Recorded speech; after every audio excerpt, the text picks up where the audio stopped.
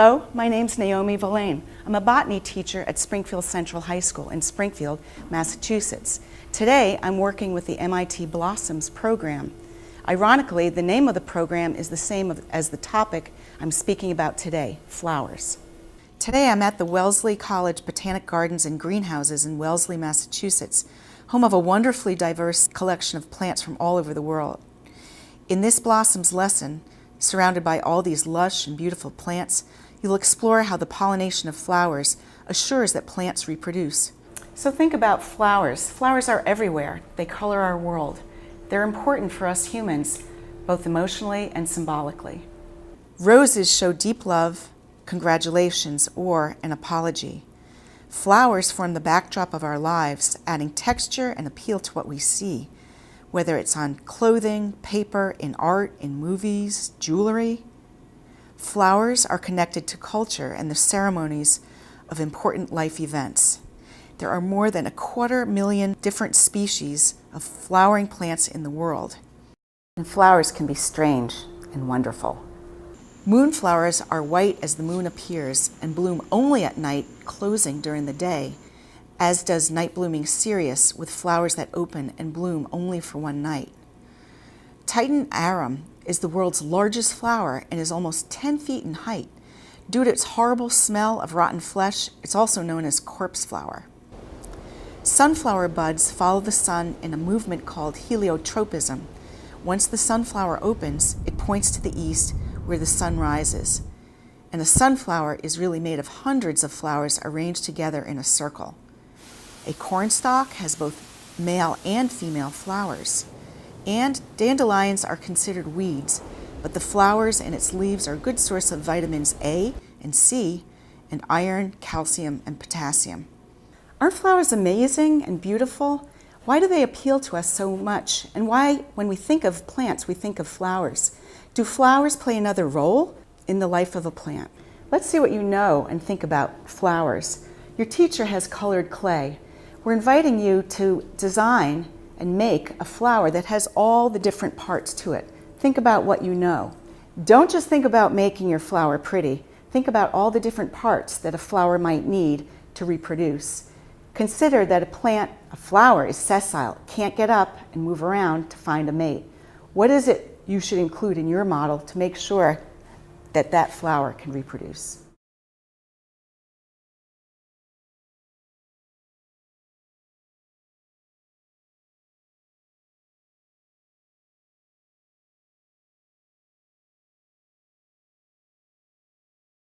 So how did you do? Were flowers beautiful, eye-popping, colorful? Did you include petals or stems or leaves as part of your flower? Did you include any other parts? Because there are other parts that are essential for a flower to reproduce. Consider leaves, stems, roots, seeds, and fruits. These are plant organs in a plant classification called the angiosperms. We say a plant is a flower, but that's because the flower itself is so vivid and appealing.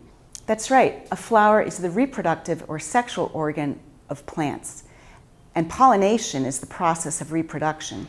Compare your clay flower with basic pollination anatomy. The stem that supports the flower up is called the peduncle, which is one of the best science words in the world.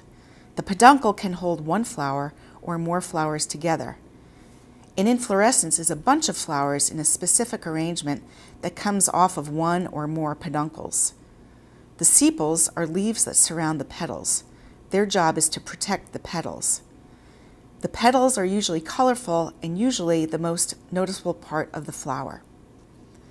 The female part of the flower is the pistil. Pollen is male plant sperm. It comes from the male part of the flower called the stamen.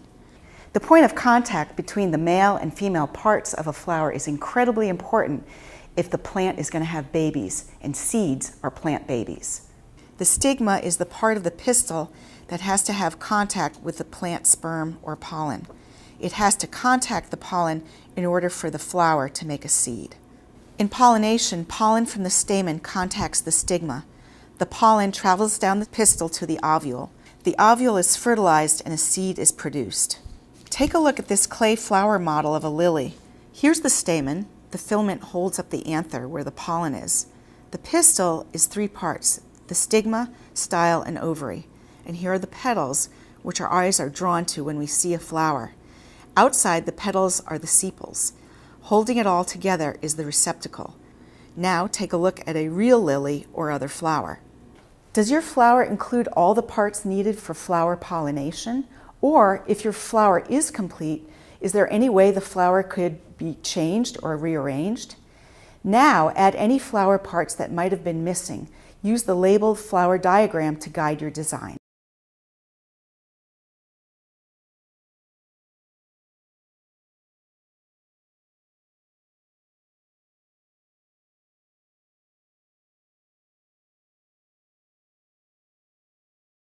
Welcome back. Did your flower model include all the different parts needed for pollination?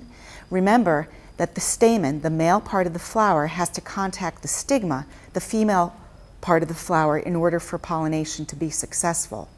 In addition to that, the position of the flowers, the environment or circumstances that surround the flowers can also impact how or if pollination will happen. Pollination occurs in 4 ways: with self-pollination, animal contact, wind, and water. A flower can pollinate itself. The pollen can drop from one flower to the next on the same plant using gravity to accomplish pollination. The pollen can also drop from the anther or stamen to the stigma on the same flower. With male and female parts on the same plant, this is a very convenient way for the plant to pollinate itself as an adaptation for finding a mate. Peas, soybeans, and potatoes are examples of plants that self-pollinate. The flowers on these humble vegetables share this skill with the more glamorous orchids, passion flowers, and sunflowers. Flowers can be pollinated by animals. Many flowers contain sweet nectar inside their petals or have a fragrance which attracts insects, birds, and even bats. The hungry animals sip the nectar, but their fuzzy, feathery, furry, or hairy bodies brush against the flower's pollen. The pollen is attached, and then it touches the female stigma on another flower. The animal becomes the accidental matchmaker for 2 or more plants as the flower is pollinated to produce seeds for the next generation. Animals that pollinate flowers include bees, beetles, wasps, moths, and butterflies. Sometimes parents will use the expression "the birds and the bees" as a euphemism to teaching their children about reproduction, but it's actually the birds and the bees that serve as pollinators for flowers. Other unusual animal pollinators include bats, lemurs of Madagascar, and honey possums of Australia. Scientists are even doing field studies to learn if giraffes are pollinators for the acacia tree. Another way a flower can be pollinated is by the wind. Wind-pollinated plants are usually duller to look at because they do not invest in resources that attract pollinating organisms such as showy flowers, nectars, or scent. A breeze or gust of wind moves the pollen from one flower to another flower. Plants that rely on the wind for pollination generally have numerous flowers and release lots of pollen. This helps assure that the pollen will be more likely to land on another flower. Many of the world's most important crop plants are wind-pollinated. These include wheat, rice, corn, rye, barley, and oats. In water pollination, floating pollen contacts another flower to pollinate it. Aquatic plants such as pondweeds are pollinated this way, but only 2% of flowers are pollinated by this process of hydrophily, meaning water-loving. The water acts as a form of transit for the pollen, bringing it to the next flower. Flower inflorescences are the arrangement of flowers or a flower on the flower's stem, the peduncle. The flower inflorescences can be clustered and take a variety of poses and positions. How they are positioned may have to do with how they are pollinated. Scientists are studying how different inflorescences can support pollination by the way that the flowers branch, their relative size, and which ones open first. The endpoint of pollination is a seed, which is a baby plant in its own protected package. And a seed can be planted. It can germinate and grow and then produce plants with flowers and seeds that will ensure survival for the next generation. The seed goes on to germinate, which is commonly called sprouting, and then a new plant grows. In this activity, we're going to go beyond the flower models and take a look at some real flowers. There are 8 flowers for you to look at. Which part of those flowers support pollination? How will pollination happen for those flowers? What type of pollination will occur?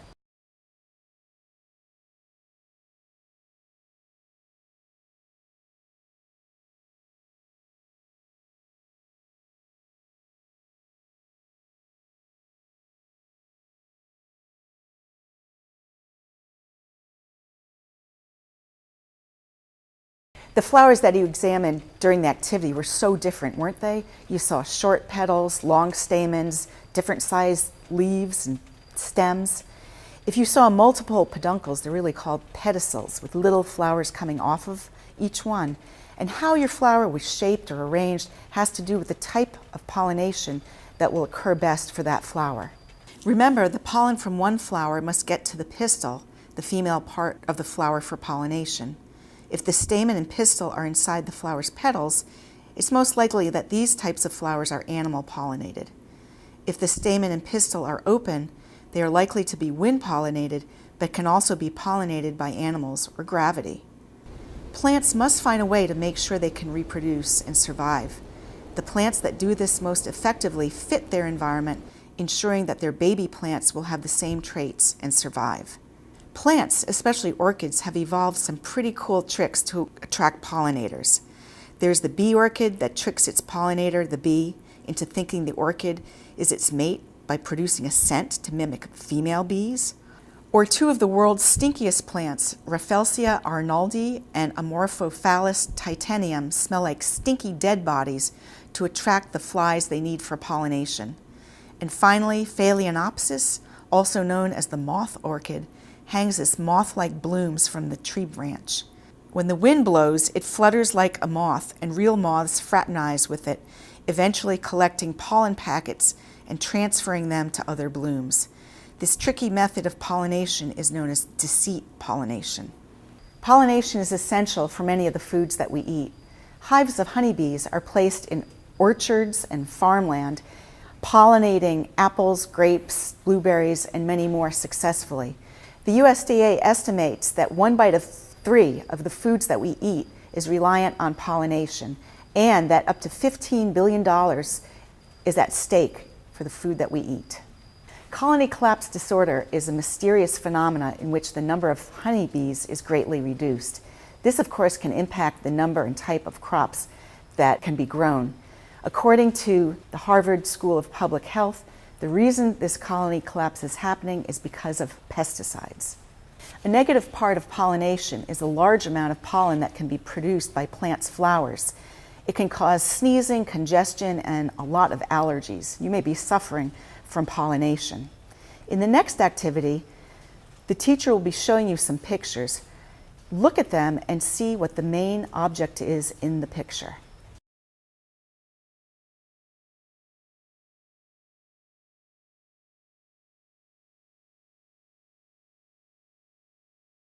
What did you see in the pictures? Did you see a car or a building or a person?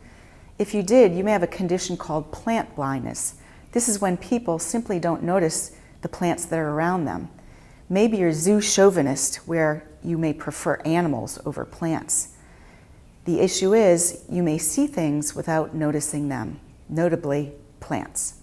When plants are in the same picture as another subject, it's often the plants that don't get noticed, even though they are seen. Botanists and scientists are alarmed that people can be plant blind. When people don't notice plants, they fail to realize their importance. Here at the Wellesley College Botanic Garden and Greenhouses, there's no way not to see plants. The gardens evoke plants' roles in beauty, nature, science, and food. You may be near another botanic garden, a park, a forest, or a farm. Go visit and see the plants. Even plants growing in sidewalk cracks are worth seeing. Although we've been talking about pollination, the real topic is survival. Without plants, there would be no humans. We couldn't survive. And without plants, most of the organisms on Earth would not survive. For example, animals rely on plants for food, or they rely on other animals that eat plants. Think about a hamburger. The bun is made out of flour, which is made from wheat, a plant, which has little flowers called florets. The burger is from a cow, which eats grass and corn. Grass and corn are plants with flowers, so no pollination, no plants, no hamburger. Flowers are biological tools that keep us alive.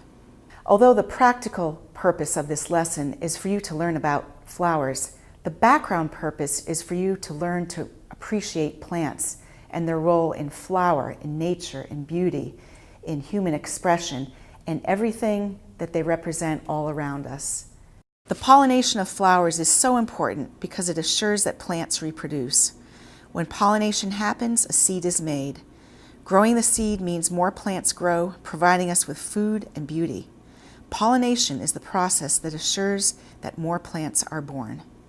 I hope you've enjoyed this lesson as much as I have enjoyed presenting it. Now I encourage you to do your own scientific investigation.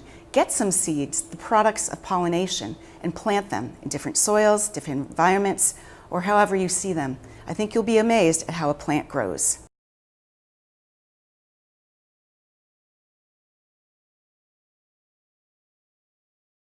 Thanks so much for tuning in and watching and hopefully using my lesson on pollination. I chose this topic because there's so much to it. Students can be fascinated by flowers. They're really drawn into them. I think it's a good way to bring science to them in a macro way. You're not looking at cells, very small, and this is very, very tangible for them. The other part of this is that they remember because they do some of the science. They're building the models, they're looking at the real flowers, they're looking at pictures. Another piece of it is the literacy aspect. Because the vocabulary is so strange and wonderful, the names of the inflorescences, the peduncle, the raceme, the spike, to get them speaking in the language of flower can be really rich. It's interesting when you do this to just step back and listen to them talk, and they figure it out all by themselves. One thing you might consider doing is to have them draw the flowers when they have that opportunity and label them. That helps them to remember it and gets them drawn into it even more. It's helpful if the students have some background in biology, but where I am, there's not a lot of botany, no plant science being taught in the biology curriculum. Here's a place where you could extend even further and get them planting some seeds, the products of pollination, to make that come alive. Students get really excited about planting seeds. Many students have never planted a seed ever. So it's a really, again, another exciting way to introduce them to plants and the reproduction of plants. These here are seed bombs, and this is a potential project to follow up on this lesson with. These are soil, worm castings, clay powder, mint, and a number of seeds that pollinators will be attracted to. So there's recipes online, I'll get you the link, but you students can make these little balls. You put them in an oven or leave them out to dry, and then simply take them and toss them out into the ground where they dissolve and ultimately germinate and bloom and then pollinate. So it's a great hands-on tool, a lot of fun, and a lot of potential for the future for having them see flowers grow. Thank you for using this lesson. I hope it goes well for you. Please let me know if there's anything that you changed or tweaked or found a better way of doing that, and leave your comments on the Blossoms webpage. I'd love to know if you did anything differently, and hope to improve the lesson as I go along as well.